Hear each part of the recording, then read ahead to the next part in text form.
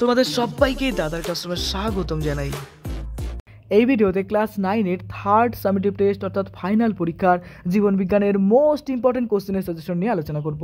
দেখো, এই প্রশ্নগুলো বিগত বছর বিভিন্ন স্কুলে এসছে এবং এই প্রশ্নগুলো এই বছর আসার সম্ভাবনা সব থেকে বেশি রয়েছে। দেখো কোন প্রশ্নগুলো এবার সব থেকে বেশি আসবে ক্লাস 9-এর ফাইনাল পরীক্ষা বা থার্ড সামেটিভ টেস্টে জীবন বিজ্ঞানে। দেখো, প্রথম চ্যাপ্টার জীবন ও তার বৈচিত্র্য, লাইফ অ্যান্ড ইটস ডাইভার্সিটি।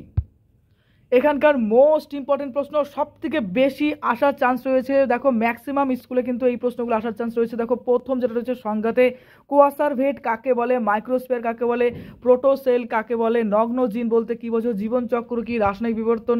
তারপর দেখো hot dilute soup, bionics, taxonomy, প্রামাণ্য দলিল সংরক্ষণ, taxonomy category, taxonomic hierarchy, coelom, linear hierarchy, প্রজাত। তারপর দেখো আছে ক্লোনিং, ট্রান্সজেনেটিক জীব।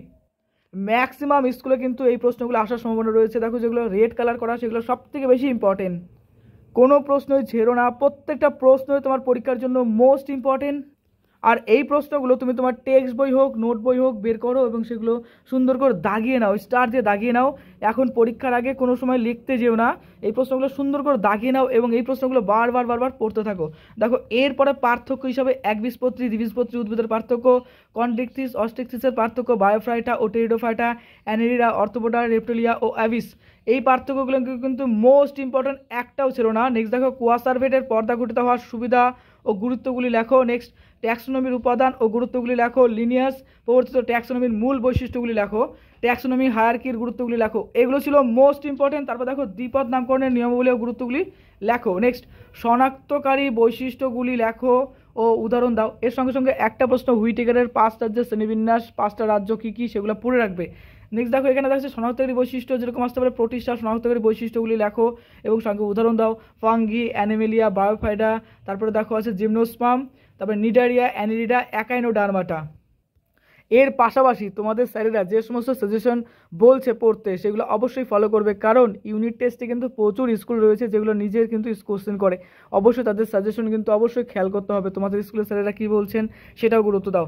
কিন্তু আমি বলবো যে এইগুলো মোস্ট ইম্পর্টেন্ট, পশ্চিমবঙ্গের প্রত্যেকটা স্কুলের জন্য এগুলো মোস্ট ইম্পর্টেন্ট। এরপরে চ্যাপ্টার 2 দেখো জীবন সংগঠনের স্তর অর্থাৎ levels of organisation of life. এখানকার মোস্ট ইম্পর্টেন্ট প্রশ্ন দেখো জৈব অণু, মাইক্রো ও ম্যাক্রো মলিকুল কাকে বলে, নিউক্লিওটাইড, পেপটিয়েড বন্ধন, ওআরএস কি, দেখো zone of exclusion one of the most important, coenzyme, energy currency.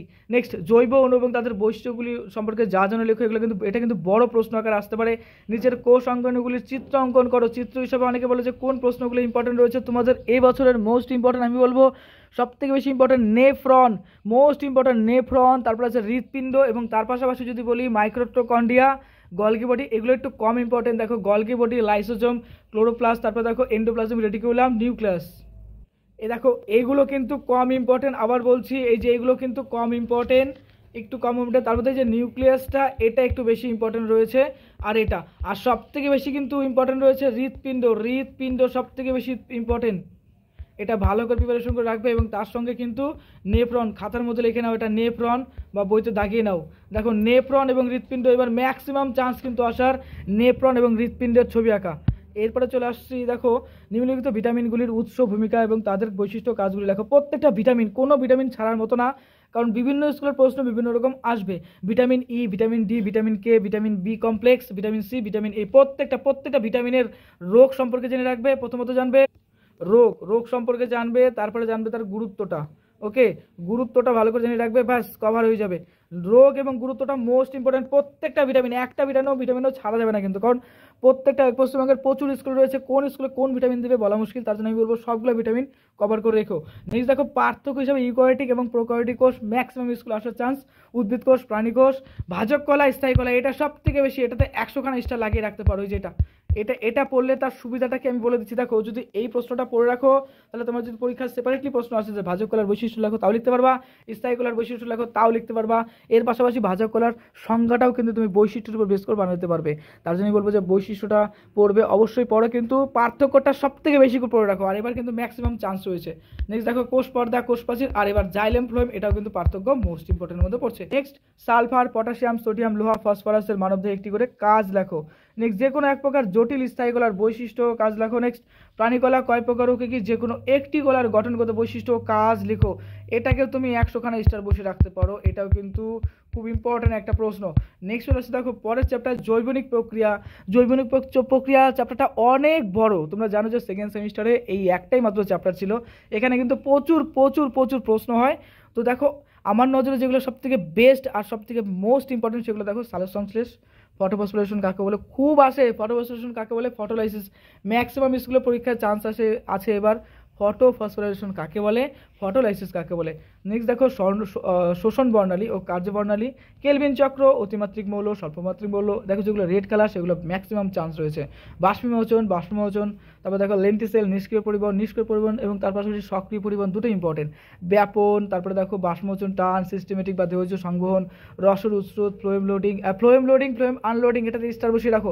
অলিন্দ নিলয় কপাটিকা, পালমোনারি কপাটিকা, এসএ নোট, এভি নোট, এগুলো শর্ট প্রশ্ন। এভিও পদ্ধতি, আরএইচ ফ্যাক্টর, ক্রস ম্যাচিংটা ম্যাক্সিমাম চান্স। সেরিব্রোস্পাইনাল ফ্লুইড, তারপরে দেখো আছে এভিও বিসঙ্গতি, রক্ততঞ্চন, বিএমআরটা কম ইম্পর্টেন্ট, এভিও বিসঙ্গতি মোস্ট ইম্পর্টেন্টের মধ্যে পড়ে। ইথিওপ্যাথিক এবং থ্রোম্বোসাইটোনিক এবং সালোকসংশ্লেষ, এগুলো তো গেল। নেক্সট দেখো সালোকসংশ্লেষের সূর্যালোক, জল, কার্বন ডাইঅক্সাইডের ভূৎস ভূমিকা লেখো। সালোকসংশ্লেষের তাৎপর্য লেখো।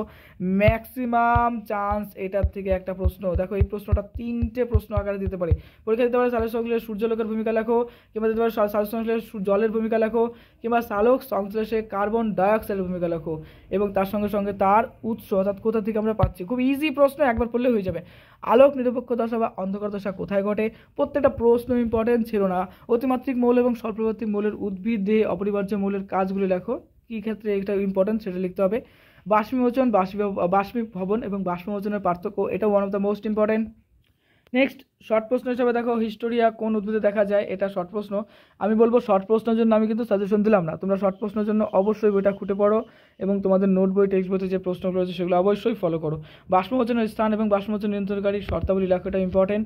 এগুলো ম্যাক্সিমাম কিন্তু বড় প্রশ্ন যাচ্ছে। এবং বাষ্পমোচনের ক্ষতিকারক দিকগুলি পড়ে রাখবে। নিষ্ক্রিয় পরিবহনের বৈশিষ্ট্যগুলি লেখো, ব্যাপনের বৈশিষ্ট্য এবং গুরুত্বগুলি লেখো, অবিশ্রমণের বৈশিষ্ট্য এবং গুরুত্বগুলি লেখো, ব্যাপন এবং অবিশ্রমণের মধ্যে পার্থক্য লেখো। দেখো সবথেকে বড় চ্যাপ্টার কিন্তু 3 নম্বর চ্যাপ্টার, এখানে প্রচুর প্রশ্ন হয়, তো আমি এখানে খুব শর্ট করে সাজেশনটা বানালাম। দেখো সক্রিয় পরিবহনের বৈশিষ্ট্য এবং এর উদাহরণ দাও। ফ্লোয়েম লোডিং কোন পথের মাধ্যমে ঘটে। নেক্সট পতঙ্গ শ্রেণীর প্রাণীদের প্রধান শ্বাসযন্ত্র কি, এদের দেহের দুপাশে কয় জোড়া শ্বাসছিদ্র থাকে। নেক্সট ট্রাকিয়ার সাহায্যে আরশোলার শ্বাসকর্যের চিত্র অঙ্কন করো। হ্যাঁ, এই ছবিটাও অনেক ক্ষেত্রে দেয়। অতিরিক্ত শ্বাসযন্ত্র কোন কোন মাছের ক্ষেত্রে দেখা যায়। ফুসফুসের সাহায্যে মানুষের শোষণের চিত্র অঙ্কন করো। নেক্সট ডান অলিন্দ নিলয়ের ক্ষেত্রে এবং বাম অলিন্দ নিলয়ের ক্ষেত্রে কোন ধরনের কপাটিকা দেখা যায়।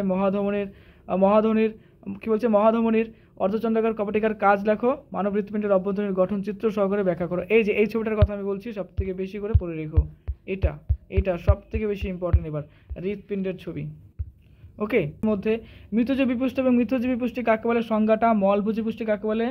আচ্ছা, এরপরে দেখো প্রোটিন ভঙ্গ কাকে বলে, কোন যন্ত্রের সাহায্যে বিএমআর পরিমাপ করা হয়, এগুলো পড়বে। আর এদিকে দেখো সেরিব্রোস্পাইনাল ফ্লুইডের কাজ লেখো। আর এদিকে চলে আসো নিচের দিকে, দেখো রক্ততঞ্চনের সাহায্যকারী উৎসেচকগুলির নাম লেখো, রক্ততঞ্চন পদ্ধতি এবং রক্ততঞ্চনের তাৎপর্য লেখো। নেক্সট দেখো এখানে আসছে, দেখো উদ্ভিদের রেচন পদার্থ ত্যাগের কৌশলগুলি লেখো, এটা one of the most important. Quinine, reserpine, daturine, nicotine, atropine, morphine, উপকার, উৎস এবং অর্থকরী গুরুত্বগুলো লেখো।